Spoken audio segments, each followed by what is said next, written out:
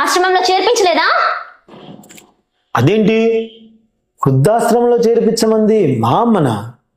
మీ అమ్మని అనుకొని మీ అన్నయ్యకి చెప్పి మీ అమ్మని చేర్పించి వస్తున్నావే. వస్తూ వస్తూ మా అమ్మ నేను మంచి హోటల్లో బిర్యానీ కూడా తినొస్తున్నాం.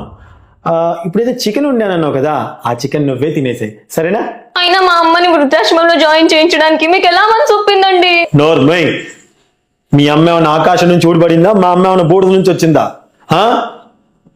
మీ అమ్మ చెప్తేమో నీతులు, మా అమ్మ అడిగితేనేమో అనుమానాలా? చదువుకుంటే సరిపోదు, సంస్కారం అంటూ ఉండాలి.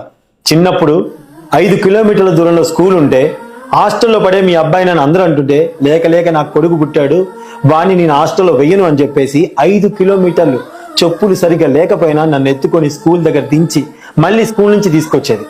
చిన్నతనంలోనే మా నాన్న ఎక్కడికో మమ్మల్ని వదిలిపెట్టి వెళ్ళిపోతే కష్టపడి